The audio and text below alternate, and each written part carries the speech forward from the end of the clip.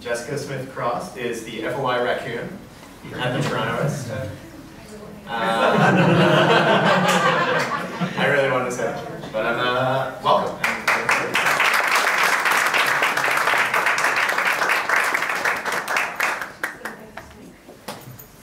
I write for the Torontoist every 2 weeks. It's a column about freedom of information. I generally interview somebody who knows a lot, rant about topics right to know, and then file some FOI requests, which are always included at the bottom of the post, updating everybody who reads it on how those requests progress, and posting the results when they come through. I wanted to ask who here has filed an FOI request before. Awesome. A few people. Who knows what they are generally? Much better. I can go through that section of the presentation quickly then. So FOI requests are requests for records held by public bodies. There are different FOI laws for municipalities, province, and the federal government.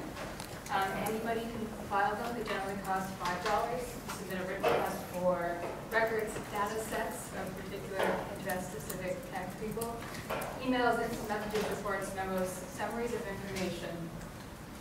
The public institution can charge you money for the process, but they have to give the records to you by law unless they fall under one of the many exemptions in the law. So in Toronto, you can see who files FOI requests, but most of the part is private citizens, business about private business. But there's also civic advocacy groups like WSTO, there's academics, there's researchers for political parties at the provincial level, concerned citizens and journalists, and civic tech people, I hope soon, asking for data sets that aren't automatically released by open data. It's generally a way of getting information out of the government that the government isn't just going to hand over voluntarily, but has to. So I recently talked to the Information and Privacy Commissioner, who sort of oversees this all for the City of Toronto and the province. And he gave this kind of an eloquent, but I think appropriate quote about what it does. So I'm just going to read it out. The government is really just stewards of information. They're not the owners of that information. It's the public as taxpayers who are the ones that really own the information. So that's information with a certain reasonable exceptions they should have a right to. But basically that means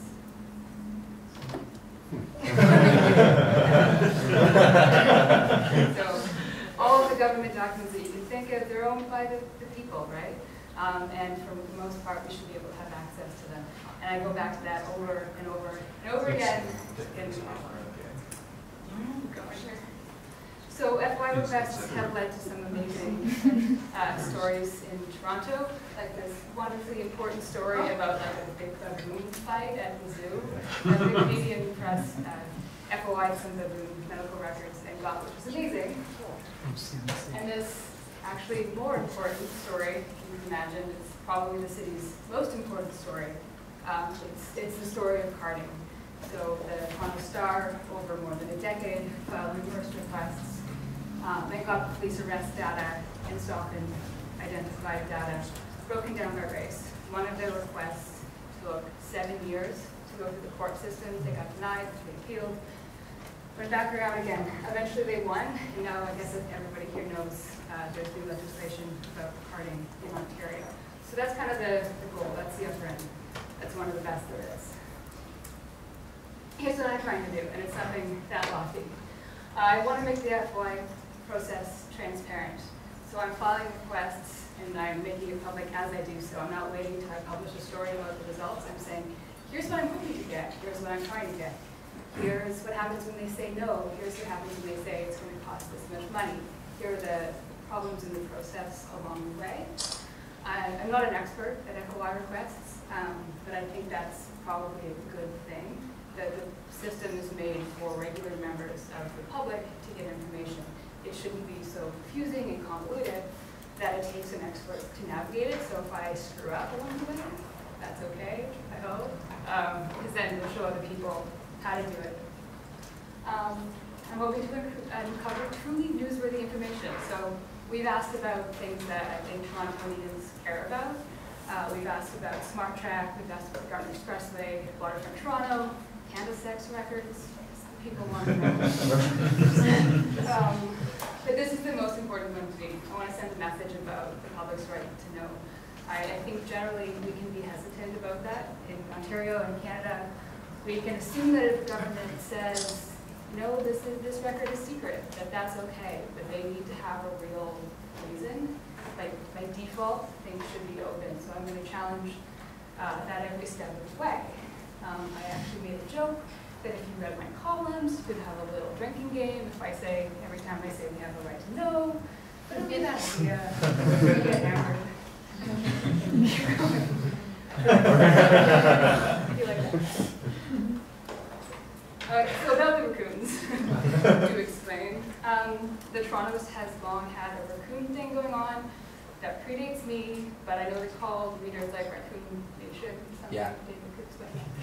They're also my personal spirit animals, so when I got a chance to write for Torontoist, I went with the raccoon metaphor in the first column, which is on the next slide. Oops, sorry. That's okay. But you guys can read, but I'll try. Look at it like this. Buying an FOI is a bit like becoming an information raccoon, rummaging through Toronto's records. We sniff around for juicy, tasty things you want to know, even, especially, if someone doesn't want us getting into it. And when we smell something, we start to dig a tiny pause, sniff, sniff, dig, dig, delicious apple cores of knowledge. I like that because one of the major problems with the process is if you want to ask for a record, you have to know that a record exists in the first place. You do have to do that sniffing around process. What information is out there that I can ask for, otherwise you're lost. Next slide. So here's how the process actually works in a non-raccoon related way. If you want information from the city, there's a website. I can send that to everybody, but you can really find it by Googling. If you want information from the province, you actually have to mail it in, the check to the Minister of Finance. It's kind of old-fashioned that way. I hope it changes something. Costs $5 just to file. You write a description of the records that you want. Someone will give you a call or an email, and they'll help you shape the request. So if you say, I want records about this issue, they'll say, well, do you want everything? Do you want this kind of thing? And it'll help you narrow it down. Because if you ask for everything, it will take a long time, and it'll cost you a lot of money. So there are people there whose job it is to help you out and get through it. Then you have to wait. It's supposed to be under 30 days. That usually does happen in Ontario, but not all the time. The public body can ask for 30 days.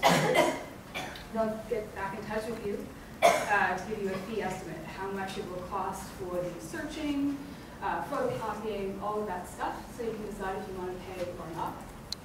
And you pay, you get the records in the mail. Or you don't. Or you do and they're redacted. Or you do ask for them to be in an electronic spreadsheet, but they actually got exported and printed and scanned back out again, so if you want to use it as a database, you'd have to ask for them again. That's a real example that I came across looking in my day job. Queen's Park Briefing, one of the political parties had made a request for information and got that printed out, so wrongfully scanned and printed out spreadsheets full of numbers about hospital repair data that it took forever for them to add it up. I got it re-released as a spreadsheet when I asked politely, which was fortunate, and then we could do stuff like totals and averages and maps and all that good stuff that you want to do with data. Right, and if you don't get anything and you think you should, you can appeal to the Information and Privacy Commissioner. If you do, there will be a mediation process, maybe followed by an arbitration process, and maybe if you're still not satisfied, to go to court. That's what this started. They did that a couple of times, that's why it took 7 years. But as their story shows, in some cases it's absolutely worth it. Sorry, I needed visuals so for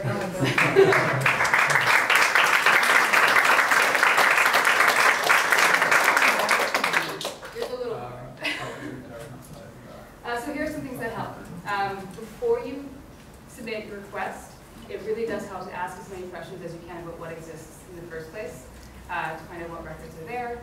If you can't, get that help narrowing it down. Remember to ask for electronic records when you make the ask, so that it doesn't come back as papers that you can't use. Ask for an index of records. So if you get to a point where you're in negotiations and well, we have some data for you, but maybe it's going to cost you all this money, maybe I'm not sure that you want it, you can ask them to give you an index of records which shows you what records exist that are responsive to your request, so you have a better idea of if you want it or not, and what's important or not. And if you're looking for emails, ask for the politicians' personal accounts on both sides of the conversation. This is something that I've been exploring in the column recently. So up until fairly recently, most people assume that when a city councillor or a politician uses their personal email account for city business, that it didn't fall into this law. They didn't have to disclose it if you asked for it. But not too long ago, there was a landmark ruling by the Information and Privacy Commissioner that says that's actually not the case. If your councillor has emailed about city business on their Gmail account, it actually is the same as any record in their city account, and you have the right for it. So we've launched a bunch of requests to the mayor, deputy mayor Denzel Long, and TTC chair Josh Cole for their emails about certain issues of city business in their personal accounts, which is really exciting to see the responses on that, and that's developing every day. So yeah, ask for both sides of the conversation in case someone's deleted their email, and then maybe someone else has it, and you'll find out.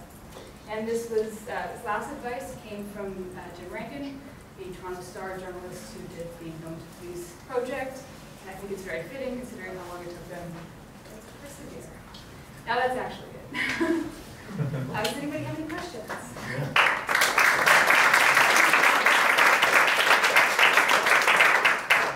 So I think we can take three. Three questions. Okay. What's up? Yeah, since you've started this process, have you found, because like you said, there's certain times where they've kind of were dodgy in how they're providing you that data, but have you found that there is a wall that you run into at all? Well, so far, we've been doing the column for, there's 3 columns a little over 6 weeks. None of the responses have actually come back yet. So I think sometimes in high-profile media cases, they can tend to take longer. Some of the press have had no answer at all, or will at some point. But we'll see. I hope that by doing the request in a very public manner, there might be some pressure to do a good job and to not get walls. So that's something I'll wait to find out about. I see. You mentioned also one last thing, sorry. You mentioned something about government officials with emails and stuff. Yeah. I sent communication through a city official, and they informed me they were going to release data to me, and they still haven't. Is there something I can do with that? It really depends on what the information is, if it falls under the legislation or not. Well, it's apparently supposed to be open data, so it should be public, but it's just because of apparently the excuse that I keep hearing is that the way that the data is being managed isn't up to par to get that information, because a lot of what I'm requesting is historical data. Oh, interesting. Yeah. Without going into specifics, I don't exactly know what to say, but I would love to talk with you about it. Okay. I just wonder, because they do have the right to delete anything they don't want you to see. So really, I wonder how much use it is if they're going to delete things that are, I don't get it. I had some piles of stuff sent to me, and I would say anything that I really want to know was deleted, like black, redacted. Yeah, and so I figured that, there's not much that they're telling us that, that we can't, it's not special. It's just not. Maybe you're going to have better luck. Yeah, I hope to have good luck. A couple of things that there was recently some legislation passed about the record keeping, but not just deleting emails. The gas plant scandal, I think a lot of people familiar with, sort of brought that to light. Another interesting part of record keeping is you can't delete a record if you didn't create a record, and you can't FOI a record if it never existed in the first place. So the Information and Privacy Commissioner has joined up with the other Information and Privacy Commissioners, and they've asked for governments to legislate what they call a duty to document. So that would mean that when you're having government decision-making processes, that they are written down in a way that can be recorded afterwards. Yeah. So I'm wondering how much of the work is about, let's say you get a redacted document. And in that document, though, there are some references to other things that happened or occurred that maybe are just the tiniest of clues. How much of it is about triangulating with multiple documents to unearth what the story is? Depending on the records, and that sounds like a really good way of going about piecing things together. Yeah. Are the fees as they're structured in Ontario and Canada, like are they a good thing? I know in the UK they're kind of, there's a lot of things that are free. Yeah, you know, is there any improvement on that, or do you give them sort of fees? I would like to see the Ontario government remove the fees altogether, as the federal government has done. I think that they really shouldn't be a barrier to people getting information, and that when you look at the total cost, it's worth it in the long run for the functioning of the society. But I haven't been given any fee estimates yet, because for any of these ones, because the process is a little slow. So I'll update when I know. Yeah. Websites? Any websites that people found data and just put it onto the website? Like the data websites, or Yeah, like data from Ontario government, and people just post it. I mean, is there like a specific website that whoever had information just go and post it there? not that I know the governments have open data websites, but I don't know if that like a third party. I've gotten this. I'm going to post it out. I mean, we're going to post everything that we get, but I don't know if like a good repository that would be a great thing.